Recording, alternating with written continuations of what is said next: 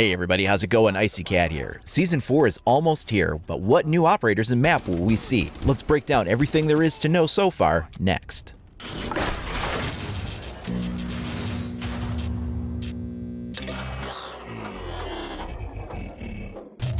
Next month we know that Season 4's DLC for Japan will be coming. We'll get a couple of new operators and a new map. We usually get a lot of new features introduced around that time as well. Now we don't have an exact release date on when that will come, but we can narrow it down a little bit.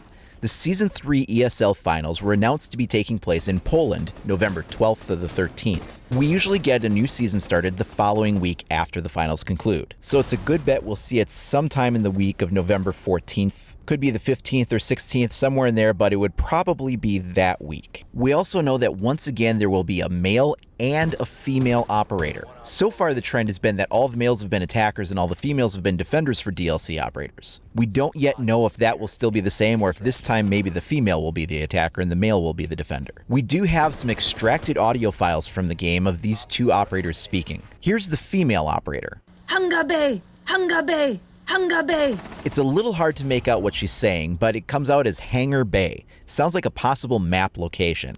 We can hear this more clearly on the male operator. Take a listen to this. Hangar Bay! Hangar Bay!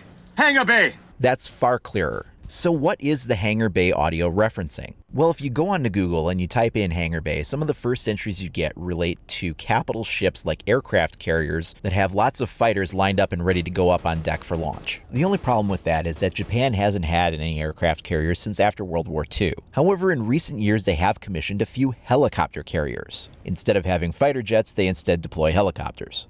I'm not sure about this particular one though, simply because we already have yacht and having another ship would feel a little too similar. Now, a military ship would be different in layout and design, but I'm just not sure if this is the approach they would take again. The Hangar Bay isn't something that's necessarily only on a ship.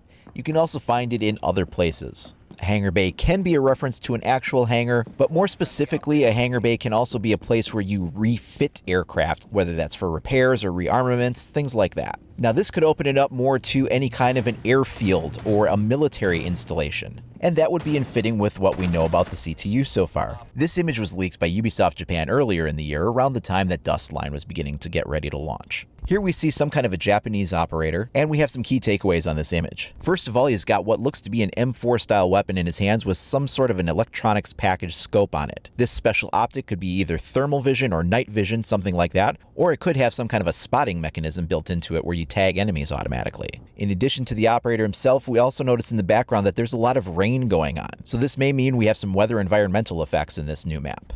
Now, while some good weather effects would be great to see, I've yet to see any map in Siege properly pull this off. So far we've had a couple of maps that have some snow going on, but if you take a look at maps like Chalet, there's so few snowflakes that you'd be excused for not even having noticed they were there in the first place. I don't think the game engine that's running Siege can handle the density of particles that are needed to actually recreate proper weather effects while simultaneously running all of the destruction elements that need to go on in the game. Now, if they've somehow managed to optimize it and figure out a way to pull it off, I'd love to see a heavy downpour on a map. That would be awesome. But as of yet, Siege has been pretty disappointing on the weather effects. Of course, this image was leaked way earlier in the year, so this could have just been a prototype image. This may not even be what the actual operator that we're going to be getting even looks like.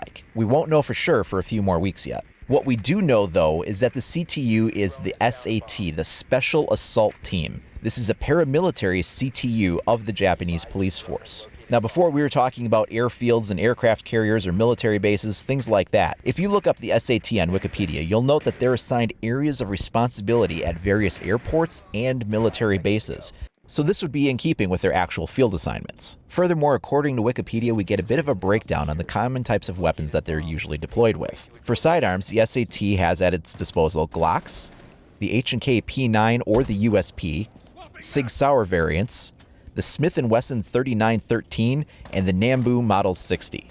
For primary weapons, they often have the M4 or similar variants like the Howa Type 89 assault rifle.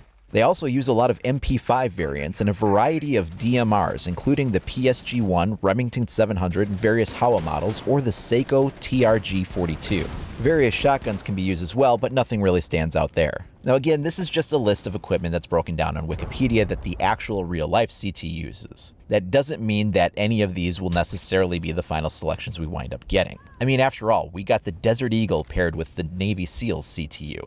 That's not exactly standard issue gear for them. That said, I would love to see a Glock in the game. I do feel like we've gotten a lot of M4 style variants though, and we already have a couple of MP5s, so I'm not sure what we'll see in that regard. I think one of the DMRs is probably likely. We've had a lot of MP5 variants in the game so far, so I'm not sure if we would see anything new there. The only one that I really haven't seen put up yet is the MP5 SD series. This is the kind that has the integral silencer built in. So there's a chance that we could see something like that maybe if they're going to go through one of the MP5s. You'll notice that the CTUs don't have crossover with having the exact same gun, so whatever we're going to see, it will be something new. We really don't have any idea what the possible abilities could be for the new operators. Now again, that leaked image did seem to show some kind of a specialized scope on top of that gun, and that could be tied to the operator's ability. Then again, it could just be concept art. If you Google Rainbow Six Siege concept art, you'll see a lot of images that have nothing to do with what actually made it into the game. You can even see official concept art with shield operators using shotguns. So just because we saw it in an image doesn't mean that's what we're going to get. Also, last season, Cavera really switched things up by giving us an operator that was tied to an ability that wasn't really a tangible item, but was more a skill set she could employ. Could we see something like that come to the forefront here too? While we have some new information, there's still a lot of unanswered questions. But you can be sure that once we know more, I'll be talking about it here. So if you want to stay up to date on all the latest news, tips, tricks, reviews, walkthroughs, and more for Rainbow Six Siege, please consider liking and subscribing. You can also follow me over at IcyCat25 on either Facebook or Twitter. Thanks a lot for watching, everybody. We'll see you next time.